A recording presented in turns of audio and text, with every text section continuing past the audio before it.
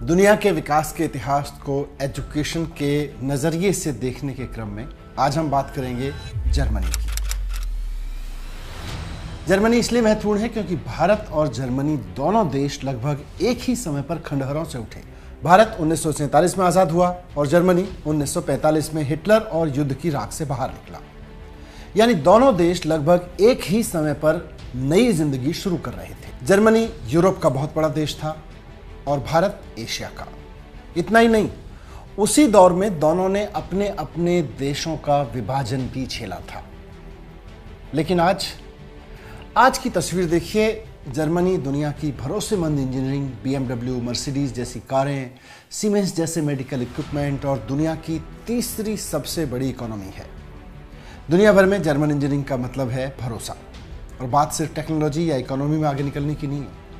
Germany आज वो देश है जिसके नागरिकों के काम को अब तक 115 नोबेल पुरस्कार मिल चुके हैं। जर्मनी की पर कैपिटा इनकम 46 लाख रुपए है, जबकि भारत में पर कैपिटा इनकम केवल 2.5 लाख रुपए सालाना है। भारत में आज भी हम बुनियादी शिक्षा और रोजगार के लिए संघर्ष कर रहे हैं। तो फिर सवाल यह है कि कमी कहाँ रह गई? भारत में कमी कहाँ रह गई? मेरे हिसाब से भारत में कमी रह गई एजुकेशन सिस्टम में। आज जर्मनी का हर एक बच्चा अपने अपने स्कूल में AI प्रोजेक्ट बना रहा है और भारत का बच्चा अगर स्कूल में कंप्यूटर क्लास में जाता भी है तो टाइपिंग सीखता है। दूसरे विश्व युद्ध की राख में जलकर जब जर्मनी खड़ा हुआ तो उसके सामने सबसे बड़ा सवाल था, अब इस बर्बादी से कैसे निकला जाए। फैक्ट्रियां टूटी हुई थीं, अर्थव्यवस्था खत्म थी और आने वाली पीढ़ियां सिर्फ अंधा आदेश मानना जानती थी, तानाशाह के लिए तालियां बजाना जानती थी, क्योंकि हिटलर के दौर में यही सिखाया गया था। लेकिन यही जर्मनी के नेताओं ने 1950 के दशक की शुरुआत में ही एक ऐतिहासिक फैसला लिया। उन्होंने तय किया कि अपने बच्चों को पुराने आज्ञा पालन करने वाले नागरिक नहीं, बल्कि नया सोचने, नया बनाने और अपने दिमाग से काम करने वाले इंसान के रूप में तैयार करना है। और इसके लिए उन्होंने 2 बड़े कदम उठाए। सबसे पहला, उन्होंने अपने स्कूलों में जो पाठ्यक्रम था उसकी साफ सफाई की।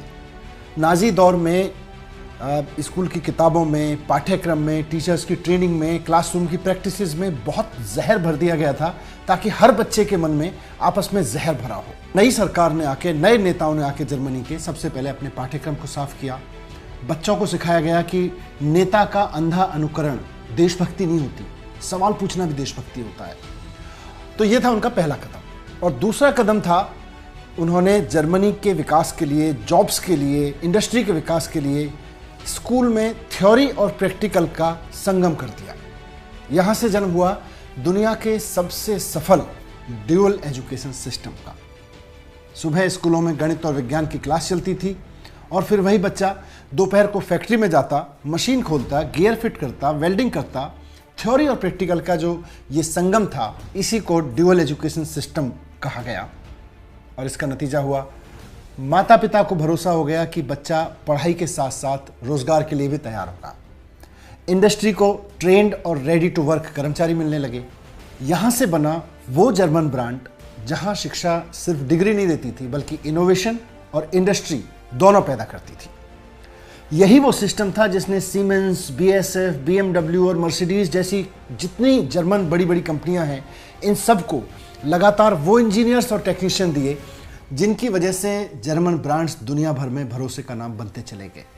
और आज जब दुनिया मेड इन जर्मनी पर भरोसा करती है तो उसके पीछे सिर्फ मशीनों का नहीं, बल्कि क्लासरूम, वर्कशॉप और वहाँ की विजनरी पॉलिटिकल लीडरशिप का पूरा सफ़र छिपा हुआ है।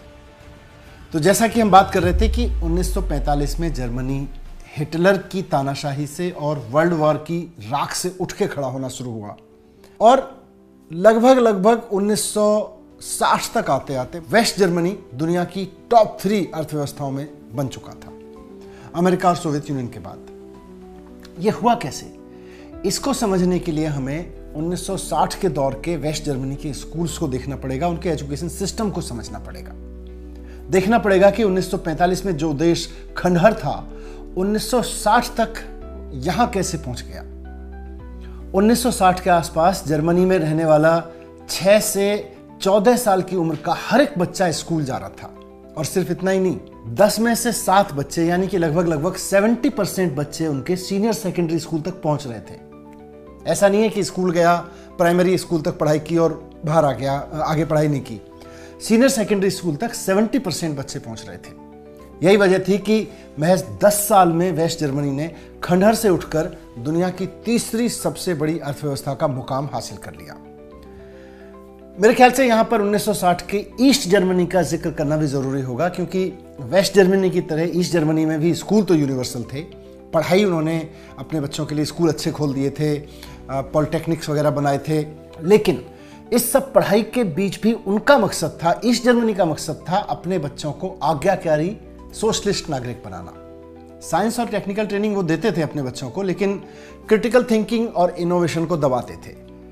और नतीजा, वेस्ट जर्मनी ने ग्लोबल कंपनियां खड़ी की, ईस्ट जर्मनी ने लिटरेट और डिसिप्लिन्ड वर्कफोर्स तो दी, लेकिन वो ग्लोबल इनोवेशन हब नहीं बन पाया।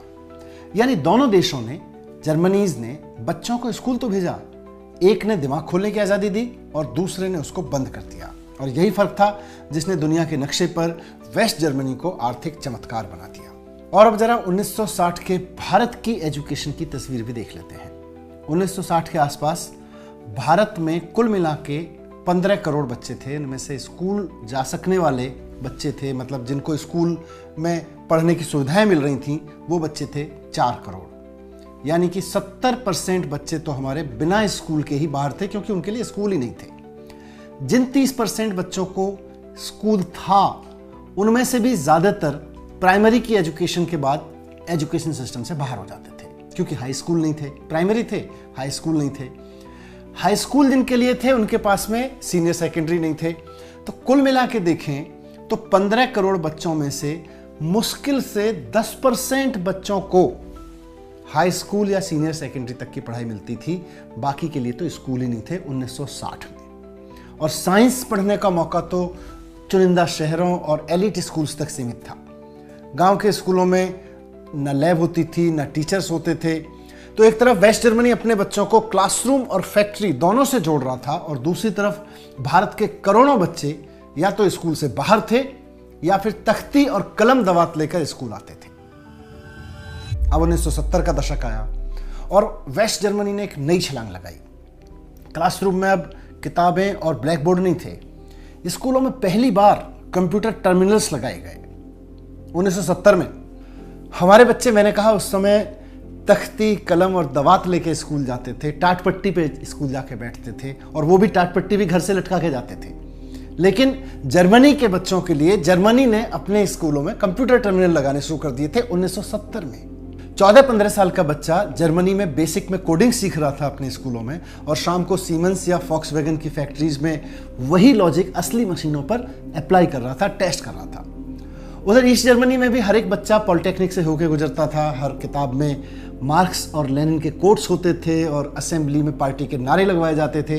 इसलिए बच्चा साइंस तो सीख रहा था, लेकिन सवाल पूछने की आज़ादी ईस्ट जर्मनी में नहीं थी। इसको थोड़ा सा समझना पड़ेगा। हम एक तरह से 3 एजुकेशन सिस्टम्स की बात कर रहे हैं। वेस्ट जर्मनी, जिसने एक ओपन थिंकिंग दी एजुकेशन को, जिसने अपने बच्चों को नया सोचना, नए सवाल सीखना और लोकतांत्रिक मूल्यों की एजुकेशन दी। ईस्ट जर्मनी, जिसने साइंस की एजुकेशन तो दी, दुनिया में नया क्या हो रहा है उसकी एजुकेशन तो दी, अपने बच्चों को कंप्यूटर तो दिए, लेकिन सोच नहीं दी। और तीसरा भारत, कंप्यूटर की तो बात छोड़ दीजिए, स्कूल ही नहीं थे। मुश्किल से 10% बच्चे हाई स्कूल या सीनियर सेकेंडरी में थे। 1970 के भारत की अगर हम तस्वीर देखें तो 1971 की जनगणना के मुताबिक 10 में से 7 बच्चे हाई स्कूल तक नहीं पहुंच पाते थे, और जो पहुंचते थे उनमें से भी ज्यादातर को साइंस और लैब की सुविधा नसीब नहीं थी। भारत के गांवों में लाखों स्कूल तो ऐसे थे जहां एक ही मास्टर प्राइमरी स्कूल की 5-5 क्लास संभालता था, और करिकुलम वही लैंग्वेज और इतिहास की बहसों में उलझा हुआ, उनके झगड़ों से बनाया हुआ करिकुलम होता था। साइंस, कंप्यूटर तो बहुत दूर की बात थी। यानी कि 1970 तक जर्मनी अपने बच्चों को डिजिटल फ्यूचर के लिए तैयार कर रहा था, और भारत अब भी अपने बच्चों को स्कूल तक पहुंचाने की लड़ाई लड़ रहा था। और इसके ऊपर अच्छी शिक्षा और टेक्नोलॉजी की बात करें तो शायद देश के 1 या 2% बच्चों को ही अच्छी शिक्षा नसीब रही होगी उस समय। 1970 के बाद 1980 में वेस्ट जर्मनी ने एक और बड़ी छलांग लगाई एजुकेशन में। उसने अपने स्कूल्स और यूनिवर्सिटीज़ में पर्सनल कंप्यूटर्स पहुंचा दिए। अभी तक कंप्यूटर टर्मिनल्स थे, अब पीसीज पहुंचा दिए। एप्पल II और कॉमोडोर जैसे सिस्टम्स कक्षा में रख दिए गए। यूनिवर्सिटीज़ और इंडस्ट्रीज़ ने मिलकर रोबोटिक्स, ऑटोमोटिव इलेक्ट्रॉनिक्स और माइक्रोचिप्स पे काम करना शुरू कर दिया।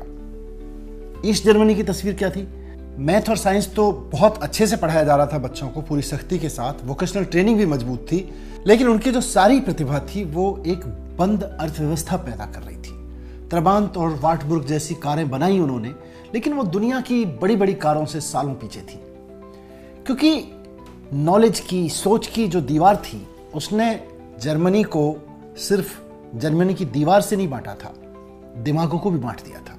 और अगर हम इसी बीच के यानी 1980 के दशक के भारत के एजुकेशन सिस्टम की बात करें तो हालात 1970 से कोई खास इंप्रूव नहीं हुए थे। वहाँ कुछ प्राइमरी स्कूल्स बढ़ गए थे, कुछ हाई स्कूल, कुछ सीनियर सेकेंडरी स्कूल्स बढ़ गए थे, कुछ साइंस लैब्स बढ़ गई होंगी।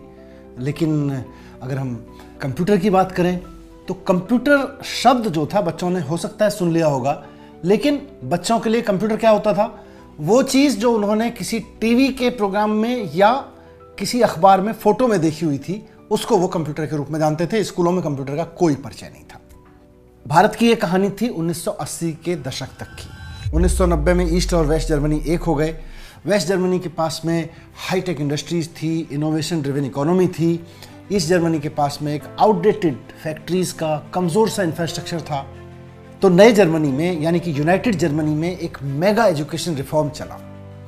ईस्ट जर्मनी के स्कूल्स और यूनिवर्सिटीज़ को वेस्ट जर्मनी के स्टैंडर्ड्स पर खड़ा किया गया। वहाँ करिकुलम रिफॉर्म किए गए। पॉलिटिकल गुलामी की जो आइडियोलॉजी वाली किताबें थी उनको हटाया गया। करिकुलम में मैथ्स, साइंस और ह्यूमैनिटीज़ को बराबर की जगह दी गई। ह्यूमैनिटीज़ को सही जगह देना एजुकेशन में बहुत ज़रूरी है। इंडस्ट्री और एजुकेशन को फिर से एकजुट किया गया ताकि पूरे जर्मनी का हर एक बच्चा ग्लोबल इकोनॉमी में कॉम्पीट कर सके। इधर इस दौर के भारत की कहानी अलग थी। 1991 में हमने अपनी इकोनॉमी के दरवाजे दुनिया के लिए खोले तो थे। बहुत सारे MNCs हमारे देश में आ गए। सॉफ्टवेयर एक्सपोर्ट होना शुरू हो गया हमारे देश से। IT सेक्टर हमारा चमकने लगा। लेकिन ये IT सेक्टर की चमक कुछ शहरों और चुनिंदा ग्रेजुएट्स तक सीमित रही। ज़मीन पर एजुकेशन का हाल अब भी ऑलमोस्ट वही था। 1990s में प्राइमरी स्कूल के जो ड्रॉप आउट्स थे वो 50% से ज़्यादा थे। यानी कि जो बच्चे प्राइमरी स्कूल में पढ़ने के लिए आते थे उनमें से 50% प्राइमरी स्कूल से ऊपर नहीं जाते थे। हाई स्कूल में जितने बच्चे पढ़ने जाते थे उसमें से 30% हाई स्कूल से ही बाहर हो जाते थे स्कूल सिस्टम से।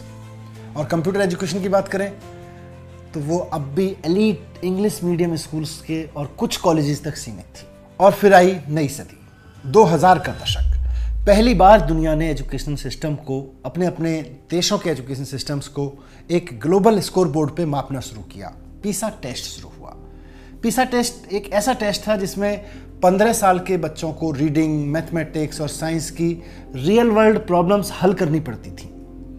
और 2000 में हुए पहले ही पीसा टेस्ट में जर्मनी के बच्चों की रैंक औसत से नीचे निकली। एक ऐसे देश के लिए जो इंजीनियरिंग और इनोवेशन का ग्लोबल लीडर था, यह खबर बिजली की तरह गिरी। मीडिया में हंगामा हुआ, पॉलिटिक्स में हंगामा हुआ। इसको नाम दिया गया पीसा शॉक।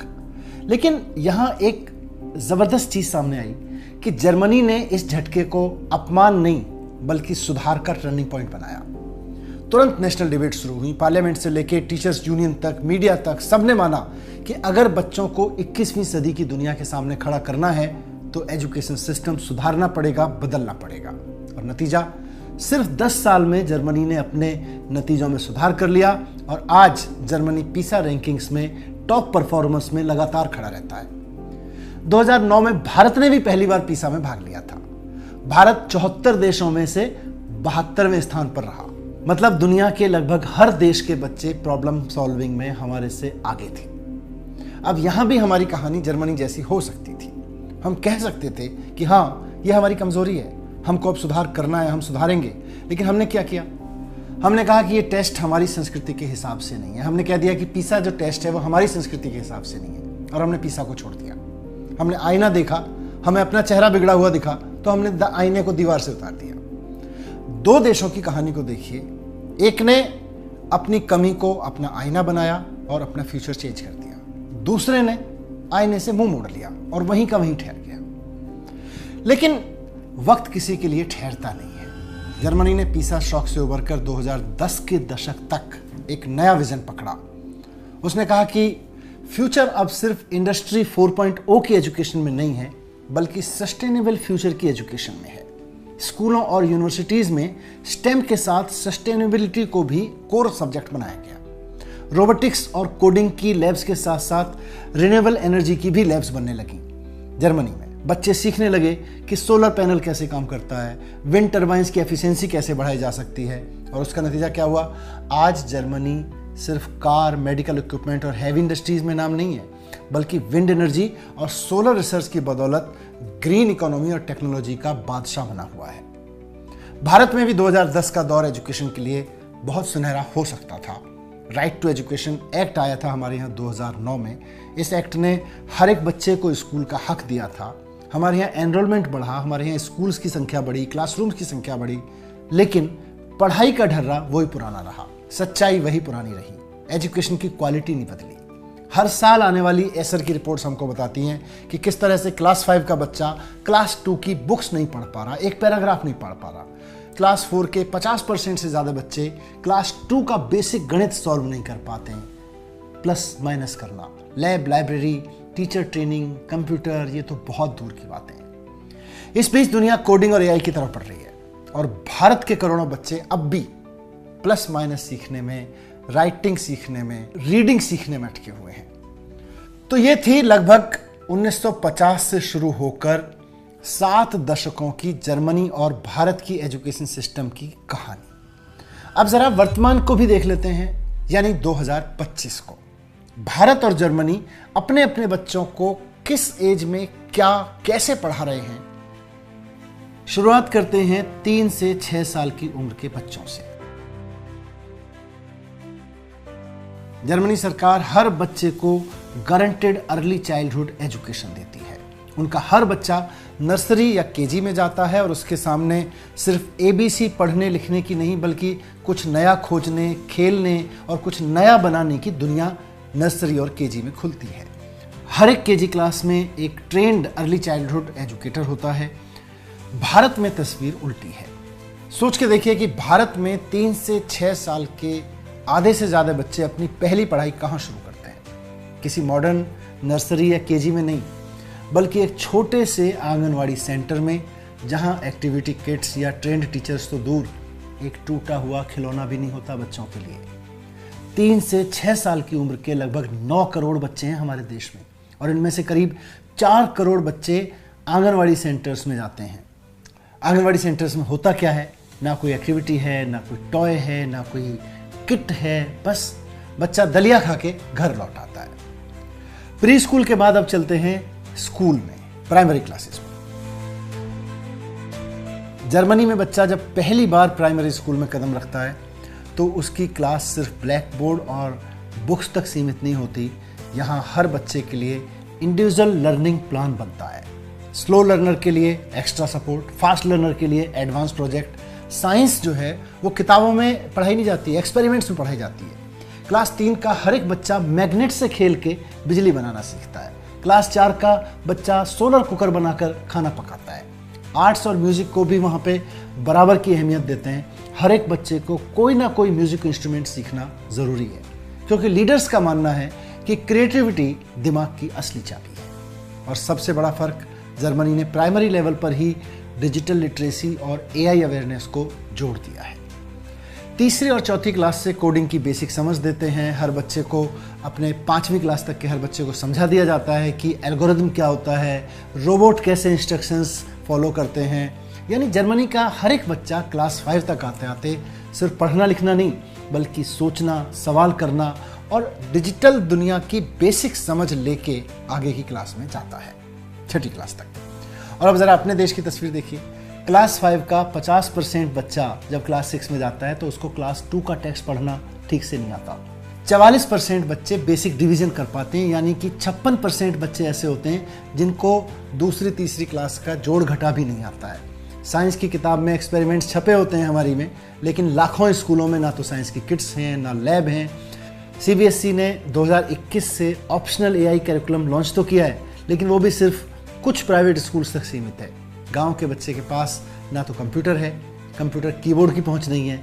भारत का बच्चा क्लास 5 तक पहुंचते पहुंचते एबीसी और बेसिक के गणित में उलझा रहता है। प्राइमरी स्कूल से निकलकर अब चलते हैं दोनों देशों के हाई स्कूल और सीनियर सेकेंडरी स्कूल में। जर्मनी में यहां से बच्चे की जिंदगी में आ जाता है dual education system. Education system उससे पूछता है कि भाई तुम्हारी ताकत किस में है।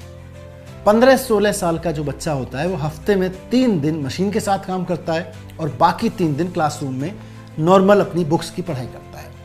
यानी क्लास 10 के बाद हर बच्चा इंडस्ट्री का हिस्सा बन चुका होता है। और इंडिया में क्लास 10 तक आते आते हर एक बच्चा लगभग एग्जाम मशीन बना दिया जाता है। Innovation, industry, exposure, real world project की तो बात बहुत दूर का सपना लगती है। और 12वीं क्लास का हर एक बच्चा कोचिंग क्लास की लाइन में खड़ा होता है, एनसीईआरटी की गाइड बुक्स रट के मार्क्स के लिए संघर्ष कर रहा होता है। उसके कैरियर का फैसला उसके एंट्रेंस एग्जाम की कट ऑफ से होना होता है। जर्मनी में एजुकेशन सिस्टम अपने बच्चों को, अपने यूथ को इनोवेटर बनाता है और हमारा एजुकेशन सिस्टम हमारे बच्चों को एग्जाम वॉरियर बनाता है। स्कूल के बाद चलते हैं थोड़ी देर के लिए यूनिवर्सिटीज में। जर्मनी की यूनिवर्सिटी के बारे में बात करते हैं। जरा सोचिए कि जर्मनी की किसी यूनिवर्सिटी में एक स्टूडेंट क्या कर रहा होता है। वो अपनी यूनिवर्सिटी में किताबें नहीं पढ़ता खाली, वो लैब में नया वैक्सीन बना रहा होता है या BMW जैसी किसी कंपनी के लिए इलेक्ट्रिक बैटरी डिजाइन का अगला मॉडल बना रहा होता है। और हमारे यहाँ अधिकतर कॉलेजेस और यूनिवर्सिटीज़ में बच्चा क्या कर रहा होता है, वो गाइड बुक्स रट के एग्ज़ाम पास करने की तैयारी कर रहा होता है ताकि उसके पास ग्रेजुएशन की जो क्वालिफिकेशन की डिग्री है वो आ जाए, ताकि वो फिर करोड़ों युवाओं की उस भीड़ में शामिल हो सके जो सरकारी नौकरी के लिए तैयारी करते हैं। भारत में यूनिवर्सिटी एजुकेशन का मतलब है डिग्री की रेस और सरकारी नौकरी की रेस में लगने की क्वालिफिकेशन। जर्मनी के एजुकेशन के इतिहास की कहानी फिलहाल यहीं खत्म करते हैं और थोड़ा भारत के भविष्य की बात करते हैं।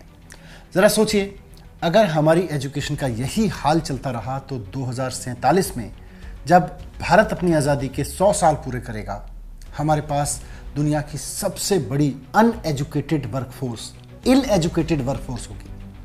करोड़ों नौजवान जिनके पास डिग्री तो होगी लेकिन स्किल नहीं होगा। जॉब मार्केट ऑटोमेटेड होगा, एआई और रोबोटिक्स हर एक इंडस्ट्री को बदल देंगे और भारत का युवा उस फ्यूचर में सिर्फ डिलीवरी बॉय और क्लरिकल काम के लिए लड़ रहा होगा। लेकिन यहां एक बात और मैं साफ कर देना चाहता हूं कि ऐसा नहीं है कि भारत में सब कुछ बुरा हो रहा है या कुछ भी अच्छा नहीं हुआ।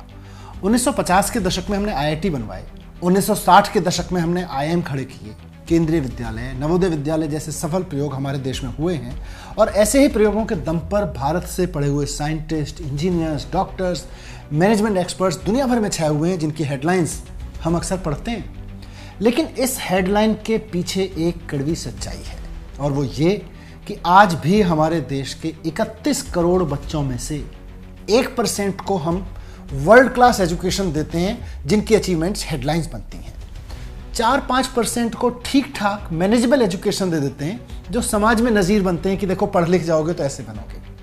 लेकिन 94-95% बच्चों को क्या मिल रहा है, कैसी एजुकेशन मिल रही है? मुझे लगता है मुझे कुछ बताने की ज़रूरत नहीं है। आपके आसपास के ज़्यादातर सरकारी स्कूल, प्राइवेट स्कूलों की हालत आप रोज़ देखते हो। खुद गैस करो, किताब है, एजुकेशन नहीं है, बिल्डिंग है, लैब नहीं है, एडमिशन है, लर्निंग नहीं है। ऐसा हो क्यों रहा है? और जर्मनी में और हम में फ़र्क क्या है? फ़र्क कहाँ रह गया? मुझे लगता है फ़र्क लीडरशिप के विजन का है। जर्मनी के नेताओं ने 1950-60 के दशक में एजुकेशन को नेशनल प्रायोरिटी बनाया। उन्होंने अपनी दूरदर्शिता का परिचय दिया और हर बच्चे के लिए मिनिमम क्वालिटी का स्टैंडर्ड तय किया कि हमारे किसी भी बच्चे को इससे नीचे की एजुकेशन हम नहीं देने देंगे, कोई भी बच्चा हो, दूर दराज के गांव में भी बैठा हो। और जनता ने भी सिर्फ वही नेता चुने जिनके पास एजुकेशन से नया जर्मनी खड़ा करने का विजन था। और भारत यहाँ हर नेता चुनाव में जाति, धर्म और व्हाट्सएप की झूठी बहस लेके आता है। और हम वो माँ बाप हैं जो अपने बच्चों की फीस भरने के लिए खून पसीना बहाते हैं, लेकिन वोट देते समय उसी मेहनत और उसी सपने को भूल जाते हैं। हम वो युवा हैं जो एसएससी से लेकर नीट तक के हर एग्जाम में पेपर लीक से दुखी है, जॉब स्कैम से परेशान है, लेकिन वोट डालते वक्त उस गुस्से को भूलकर व्हाट्सएप पे चली हुई किसी नकली बहस में बह जाता है। नतीजा, नेता समझते हैं कि एजुकेशन कोई मुद्दा ही नहीं है। जब तक हम नहीं जागेंगे, नेता कभी नहीं जागेंगे। अगर आप सचमुच अपने बच्चों का भविष्य बदलना चाहते हैं, अगर आप सचमुच चाहते हैं कि भारत का भविष्य एजुकेशन की बुनियाद पर खड़ा हो, तो अगली बार वोट डालते वक्त पूछिए, हर नेता से पूछिए कि आपकी शिक्षा नीति क्या है। आप अपनी शिक्षा नीति को देश के हर स्कूल, हर क्लास और सारे बच्चों तक पहुंचाओगे कैसे? आपको जहां जहां मौका मिला, आपने हर बच्चे की एजुकेशन पर अब तक काम क्यों नहीं किया? इस सवाल को वोट का मुद्दा बनाओ, क्योंकि जब जनता शिक्षा मांगेगी तो नेताओं को शिक्षा देनी पड़ेगी। आज अगर आपने ये वीडियो इग्नोर कर दिया तो कल आपका बच्चा भी 90% की उसी भीड़ में खड़ा होगा जिसकी हम बात कर रहे थे। लेकिन अगर आपने इसको शेयर किया, दूसरों तक पहुंचाया, तो शायद हम मिलकर, आप मिलकर वो स्पार्क जगा दें जो एक नया भारत, विजनरी भारत खड़ा करेगा। जय हिंद।